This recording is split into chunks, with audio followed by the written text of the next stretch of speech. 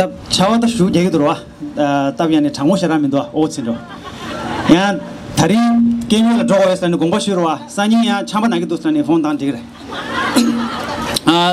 according to Tibetan tradition, sometimes heavy rainfall is considered very auspicious, and I just wanted to let everybody know that. So there are two ways to look at this weather, but it's very encouraging to see everyone who has gathered here, all the Tibetans, especially a lot of young Tibetans, and all of our friends and supporters who have been with us for many, many years. Yesterday, we were listening, some of us in the SFT office, we were listening to the March 10th speech by His Holiness the Dalai Lama that we listened to earlier.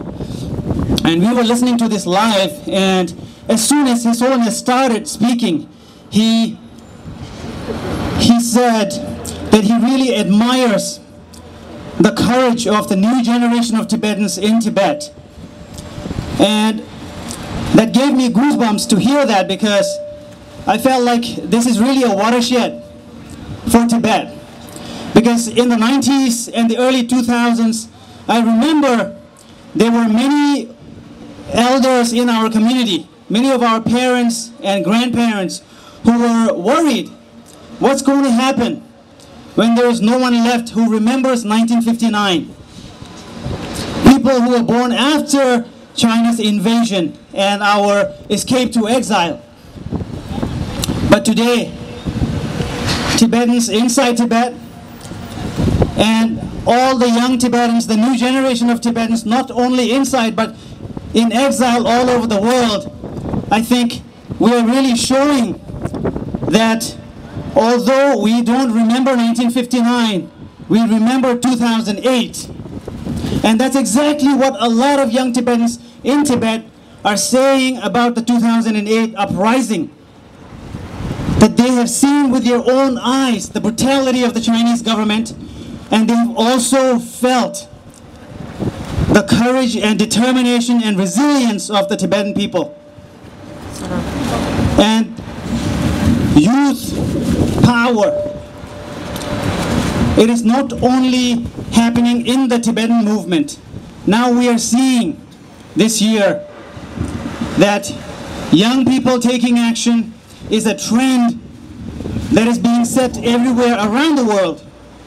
And we have seen in Egypt and Tunisia, now in Bahrain and Yemen and Sudan. You know, there are years that are particularly favorable, where the wave of freedom is unusually strong. And 2011 is turning out to be one such year. And I remember last year, on the same day, exactly the same day, we were talking about a new movement in Tibet, a new homegrown movement called Lakar that was emerging from Tibet. Tibetans observing, making a special effort every week, and particularly on Wednesdays, because that's the sole day of His Holiness, people making a special effort to speak in Tibetan when they are hanging out with Tibetans, to avoid using Chinese language. Tibetans making a special effort to eat in restaurants owned by Tibetans, and to buy in shops that are owned by Tibetans. And this was a movement taking root in Tibet, in certain parts of Tibet last year. And now we are hearing that Lakar has become a full-blown movement inside Tibet. And from many anecdotes and examples and stories, we continue to hear that in Serta, Dzogye, Ngaba, in Lhasa, Shigatse, in many of those places, people are observing this new movement of non-cooperation and civil disobedience to such an extent that many of the Chinese restaurants and Chinese shops had to close down in some of those towns, and people were going back to China. And this is just an example of what is beginning. You know, it's a non-cooperation movement that's taking root, and we are seeing the beginning of a movement that will truly shake the Chinese empire. And we are not alone in this. It's not only the Tibetans who are rising. The Uyghur people are rising. And now the Chinese people, they are rising up. And Sarah earlier spoke about the Jasmine Revolution and all these calls that are going out on the internet from the organizers of Jasmine rallies on Sundays, right? And the Chinese government is trying to crack down on this phantom revolution even before it begins, in such a way that one journalist said, this is like sending an elephant to crush an ant, because they are mobilizing the police force of the entire nation. And it only underscores how much money the Chinese government has to spend on its own internal security. The Chinese government in 2009 spent $80 billion on its defense, but it spent $75 billion on internal security. What does that say about this government? What does that say about this empire? Because those are the people who really know what kind of threat they are facing from within their own empire. And of course, there are always going to be those people who say China's economy, its growing economy, will protect the Chinese government, will give it legitimacy. But let's think about that. You know, for every person that the Chinese government may have pulled out of poverty into the middle class, there are 10 people who are being left behind in the abject dust of poverty.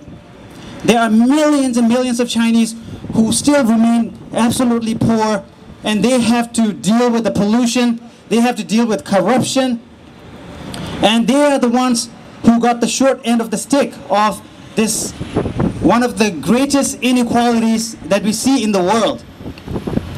So if China is really such an economic success and miracle, if this economic growth is going to still continue for the next 10 years, then let's look at where the Chinese leaders and the business owners and the CEOs, where they are putting their money in. Where are they investing? If you look at the wealthiest groups in China, they are buying property and homes in Australia, in Europe, in Canada, anywhere except China. If China is going to be such a huge success economically, wouldn't you really invest in your own country? But they're not. And where are they sending their kids to study? They are spending millions of dollars so that their children can study in the universities in the UK, in the US, in Canada, in Australia, but they're not sending their kids to study in the universities in China.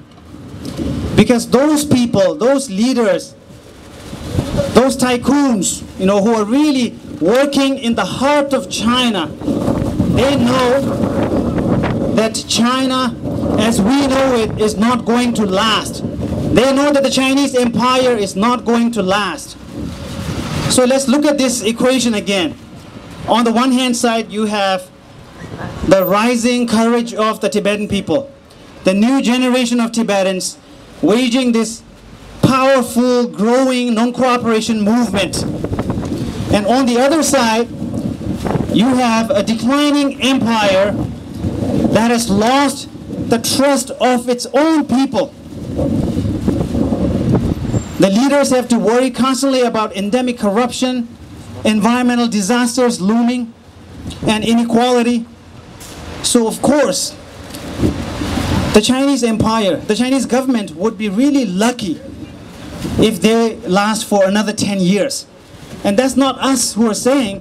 There's many Chinese experts, Chinese scholars, and Chinese leaders from within China. That's what they're saying. So naturally, the result of this equation is nothing but the freedom of Tibet. So a free Tibet is not only possible, it is not only probable, a free Tibet is inevitable. And I agree with our Burmese leader of the Saffron Revolution who said, Tibet will be free. Thank you.